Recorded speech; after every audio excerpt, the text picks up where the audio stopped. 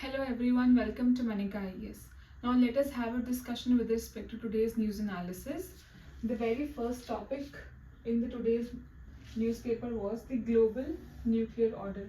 Now this is very important topic when it comes to your exam point of view, specifically your GS paper 2 and 3. Okay, so let us understand the background of the nuclear order. See what happened during the Cold War when there were Cuban crisis in 1962. US and USSR, as we know, were the two poles of the Cold War. At that time, both of the countries were on the verge of a nuclear attack.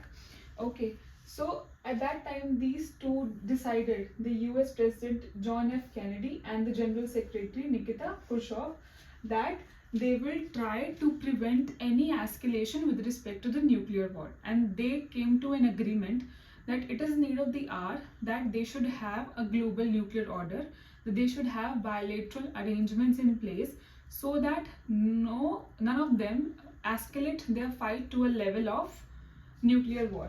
That's why, to prevent tensions from escalating nuclear level, they need some bilateral arrangements.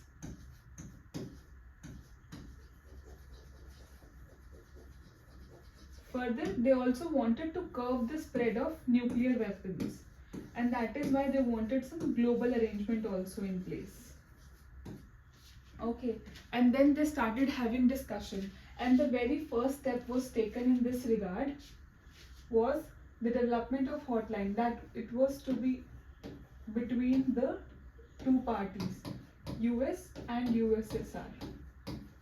What was the purpose? It was the first bilateral measure to enable the leaders to communicate directly, and it was later upgraded into nuclear risk reduction centers, and which was followed by the arms control negotiations. See, as we all know, what was happening at that time, there was a sort of arm race. See, if one country is developing X weapon, then the other country will try to develop more than X plus weapons, right? So that was the kind of situation which was going on during the Cold War. So in 1963, they come up with an arrangement of hotline.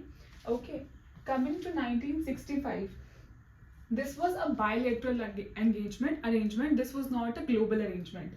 Coming to 1965, during the Geneva, they started having discussion with respect to a global order where they could actually prevent the further spread of these nuclear weapons, right? So they started having negotiation, and it came in 1968 in the name of Nuclear Non-Proliferation Treaty, and in 1968 it was open to signature for every country, and today there are about 191 signatories to the treaty. All right. Now coming to 1975, see what happened when NPT came in place. India was following NAM, and they decided, considering the Pakistan situation and others, that they need to have their own nuclear program. They didn't sign the NPT, right? And in 1974, India conducted its own underground nuclear test, right? So now, which is known as Peaceful Nuclear Explosive, that is PNA 1974. Now, this led to these 7 countries, US, USSR, UK, Canada, France, Japan and West Germany, to come together, and for which they formed London Club in 1975.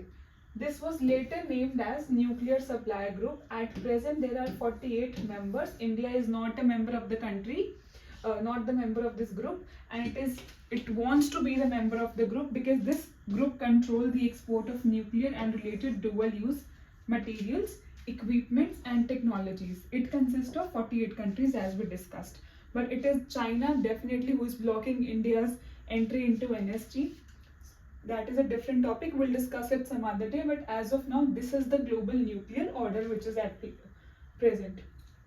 Now, when this order was developed, what were the impact of this order? Okay, see, it has been fruitful to an extent that since 1945, like after Second World War, we didn't have any sort of nuclear attack. So this was prevented due to these arrangements. Second, in 1968, we had only 5 nuclear states. namely US, USSR, UK, France and China. However, today we only have 9 nuclear states with the addition of these 4: India, Israel, North Korea and Pakistan. However, at present scenario also it is speculated that there are about 20 countries which do have their nuclear facility.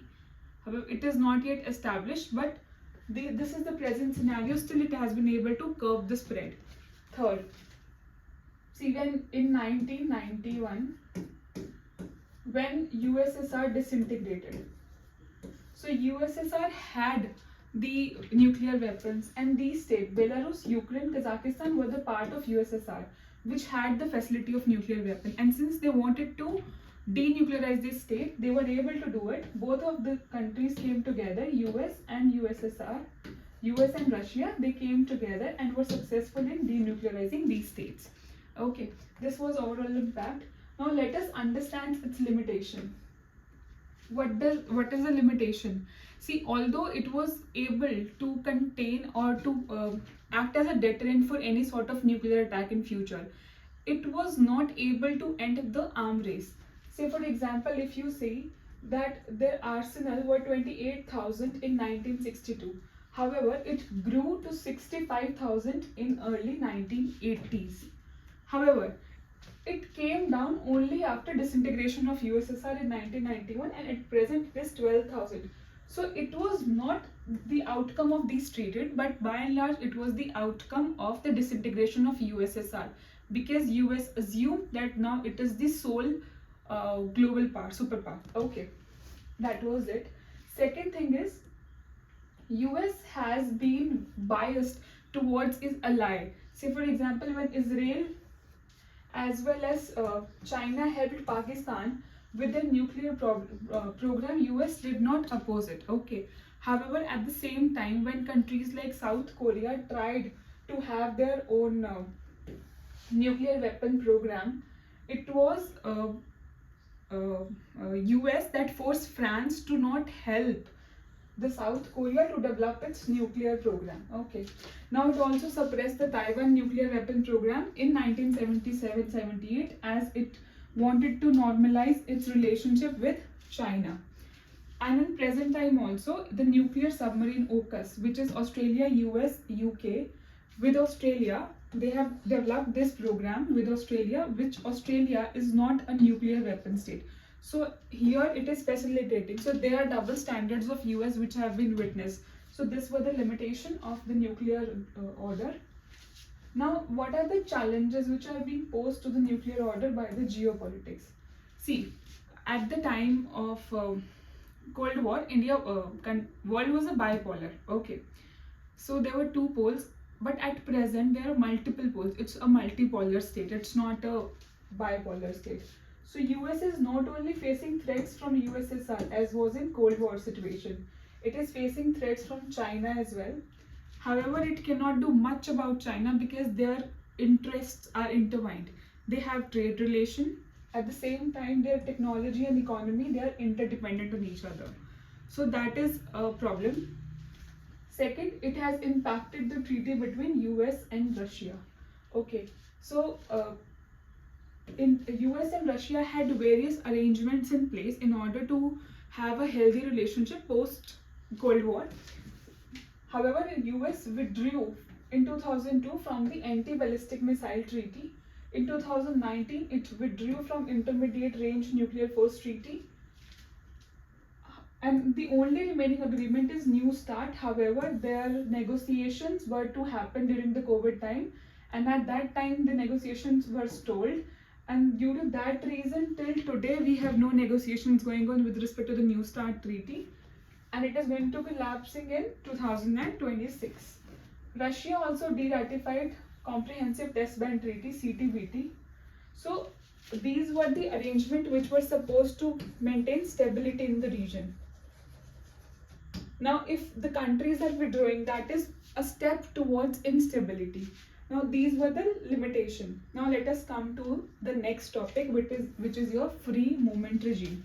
So, India and Myanmar has a free movement regime. Why? Because they have a unfenced border, the border is not properly demarcated. So they have this regime. Now what is the issue? At present, India is set to scrap the free movement regime. India want to done away with the free movement regime which is there with Myanmar, and for that they will be developing 300 kilometer of border and it will be fenced properly. Okay? And as a result of which the people who are living in the border area, which were earlier allowed to travel across the border without any visa facility, will now have to take visa to travel to India. Okay, so this is the context. Now let us understand the background. From where did we had this free movement regime? See, as we discussed, it has an unfenced border, right? And people were having familial and ethnic ties. Now, because the border was not fenced and you could not actually see the movement, contain the movement, at the same time, people were on the both sides of the border were having familial ties. Okay, so the government prompted and they had an arrangement which was free movement regime in 1917, and it was last revised in 2016.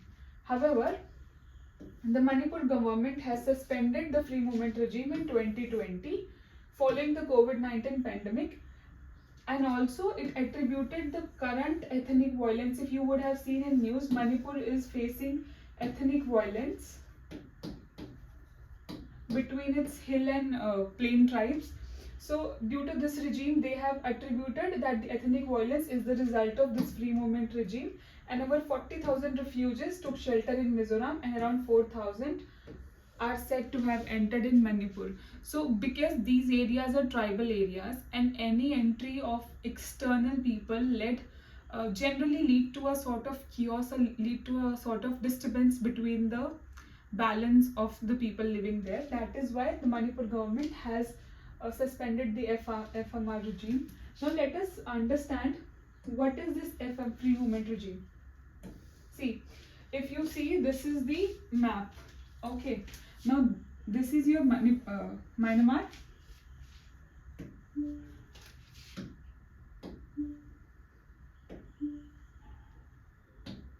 And it is having border with this border with 4 Indian states. Okay, here you have Bangladesh. Now this is your Arunachal Pradesh.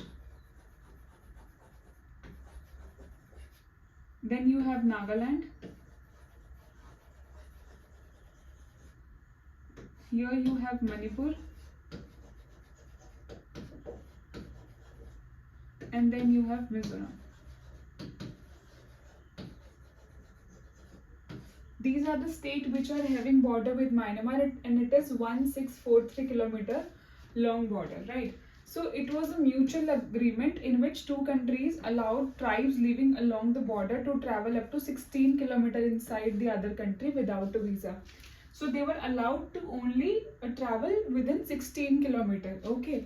And they could stay, it was valid for a year, and they can stay for up to 2 times per visit, 2 weeks per visit. Now let us move to the next topic, which is your Kavach system. So what is there was a case which was going on in Supreme Court with respect to the train accidents. Okay, so during that hearing, Justice Suryakant and K.V. Vishwanathan asked the central government. They asked the central government to submit the steps that they have taken in order to prevent the train accidents. So in that regard, they also asked about the Kavach system, and let us discuss the Kavach system in detail. Now, what is Kavach system? It is India's indigenous automatic protection system, which is in development since 2012, and the name is Train Collision Avoidance System. It is also known as Train Collision Avoidance System, Kavach, or an armor. Okay. So it is automatic protection system which was in development since 2012. Okay. Now, how it works? It is a set of electronic devices and RFID, radio frequency identification, which is also used in your fast tags, that they will be installed in locomotives, signaling system, as well as tracks. So they will be installing these electronic and RFID devices in your locomotives, that is in your trains, in your tracks, and also in your signaling system. What will happen then these devices will be connected using ultra high radio frequency in order to control the brakes of the train and to alert the drivers. And this is all based on the programs which are being installed, like in which the command will be coming from the program. Say for example, you want to prevent at a particular time, so you have to give that program inbuilt in it. So this is how, let us look at the diagram first. So this is one, this is another. They have loco TCS and this RFID reader. So the radio communication will happen between the two. It will go to the station and then it will again come back here through the GPS system. Like this is how the system will be working. Now let us understand what are the elements. So the elements are European train protection and warning system and indigenous anti-collision devices. It is also having high-tech European train control system level 2. It will also be having this European train control system level 2 in the future devices. Okay. So the current Kavach has the highest level of safety and reliability, which is safety integrity level. So safety integrity level are of from 1 to 4, and 4 being the highest level. So the present have the highest level of securities. So in what India wants to do with the Kavach is, India want to make it a software which can be which is exportable as well. Okay, and they want to provide a cheaper alternative against the European system, which are this. So however, the present Kavach uses the ultra high frequency, but government is also working to develop it compatible with the 4G long-term evolution technology as well. So this was the today's news analysis. If you have any questions, any doubt, you may please ask in the comment section below. And till then, please read. And if you want to have the PDF, so we'll be giving the link for the Telegram channel in the caption, in the description below. You can please visit the Telegram channel. From there you can find the PDF of this content as well. Thank you. Have a nice day.